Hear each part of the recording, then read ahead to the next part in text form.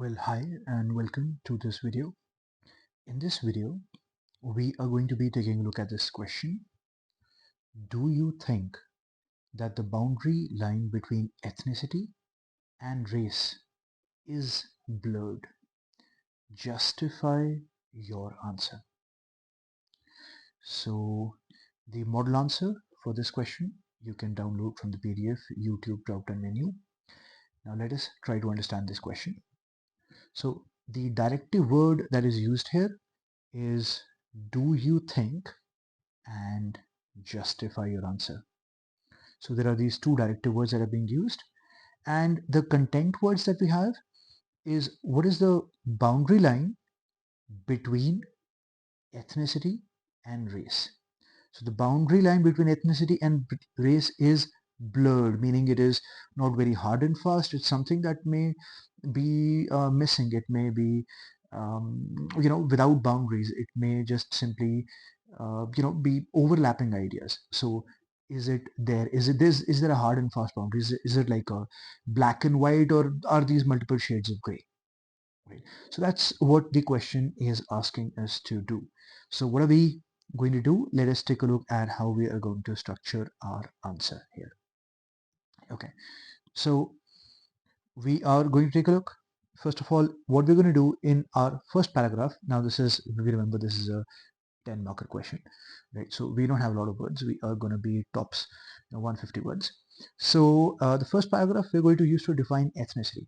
Now Max Weber, in his work Ethnic Groups that he had written, he basically said that ethnic groups are those groups which share certain aspects of culture, right?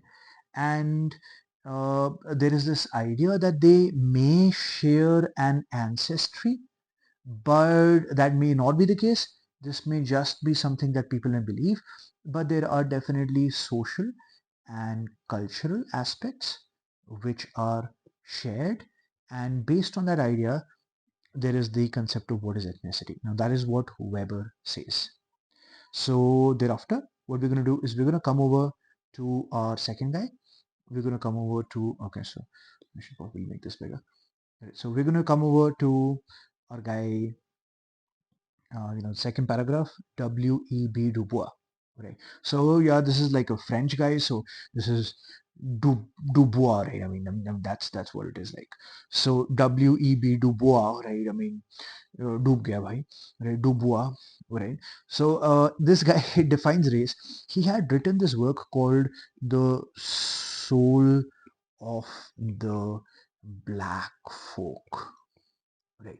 Not like the folk you eat with, cousin brother of like the spoon. No, so this is like the soul of the black folk, right? It is in the American context. Folk means people here.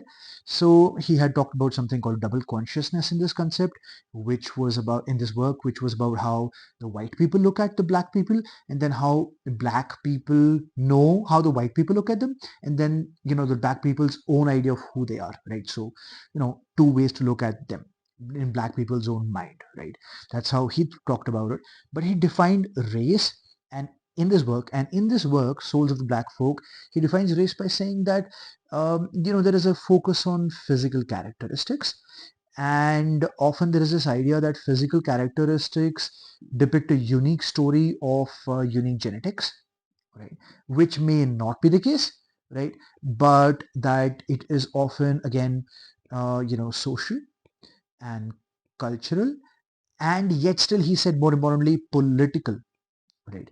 It is the social, cultural, and the political discussions which are shaping the reality and the perception of uh, of race, of what race is, right? So that is what W.E.B. Du Bois says, right? So again, we find that social and cultural is common, right, between both what Weber is saying ethnicity is and what W.E.B. Du Bois is saying what race is, right?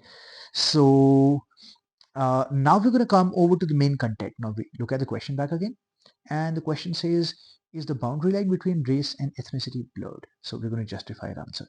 So we are going to start to come to now that main content here, and which is our paragraph 3 where we're going to touch that idea. So we're going to quote this guy called Frederick Barth. Now, Frederick Barth had written this work, which is Ethnic Groups and Boundaries. Right? And in this work, Ethnic Groups and Boundaries, Frederick Barth says that ethnicity is contextual and relational. And what does that mean? Contextual and relational. It means we take an example to say, let's just say the concept of apne, like your in group, who do you say is mine, who's outsider. So if we take, let's just say the example of somebody who is living in Bengaluru and let's just say is from North Karnataka, right? And living in Bengaluru, if they find somebody from North Karnataka, they're going to be like, okay, these are my own, right? These are my people. They are apne.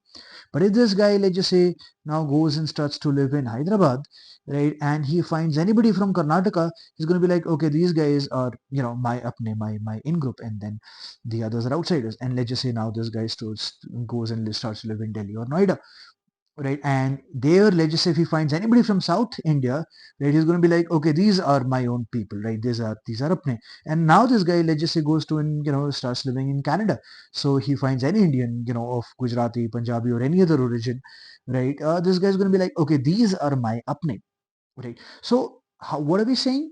Barth is saying that the idea of who you are based on your ethnic group is not as much about what your shared aspect of culture is, but it is always contextual and relational to what your situation is.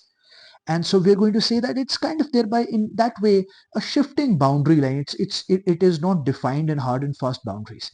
So that is the point in paragraph 3. The paragraph 4, we're going to take a small point here. We're going to say that if we are to take a look at within, let's just say, one race, and we see that there are two people, right, within one race, and the kind of genetic differences that these people may have amongst themselves, right, the genetic differences that these people may have amongst themselves, right, okay, that came out, okay, can be much more bigger than, let's just say, between let's just say race 1 and race 2, and this is this guy from race 1 and this is this guy from race 2, and the kind of genetic differences that these people have amongst themselves, well, this can be more than people between, two people within the same race, right, may have much more genetic differences between them in contrast to two people from different races. And that is our point 4. That means that genetic differences, right, which often are seen as the basis of, let's just say, race, may really not tell us any much of the story, right. So this is also kind of blurred, right. So we've said ethnicity is not a very fixed idea, and race is also not a very fixed idea. And then we're going to come to paragraph 5 here, and we're going to say that there are sub-categorizations. So let me just make some space to say something like that. Right, so there are sub-categorizations, right. So what do those sub-categorizations say? I should find a summary rubber here, right. I'll find it in the next video. So that what we are saying here is that one race, that one okay all right, that one race, right, may have within itself, let's just say we are saying Dravidians, right, in India, that one race may have within itself multiple ethnicities. So let's just say there are Tamilians also, and there are Kannadigas also, and there are Malayalis also, which are ethnicities, and that on the contrary, one ethnicity, right, let's just say Maharashtrians, may have different races as part of that. So we have Aryans also, and we have Dravidians also, which are two different races, which are part of that. So we find that there are multiple subcategories. Each can have subcategories of the other within it. So it's very difficult to say what the boundary line is, right? That is our argument. And in the conclusion paragraph, paragraph 6, what we're going to say is the boundary line is often a product of the discourse. Now, the discourse is a catchphrase, is a specific word which is given by Michel Foucault, right? You know, Foucault, he was like, "Fouquete nahi tha bhai." This guy was like, that's how it's called. It's, his name is pronounced like that, Foucault, and I'm not grading this, right? So Michel Foucault, right? And he talked about how the discussion course is set, you know, in something called power knowledge. He was saying that in a society, right, the manner in which a discussion is held, within which the context, right, is shaped in how people discuss things or what they think is right, you know, the information which is available and considered to be prestigious or credible, and within which people have their discourse, right, which is the discussion framework within which somebody is going to talk about anything.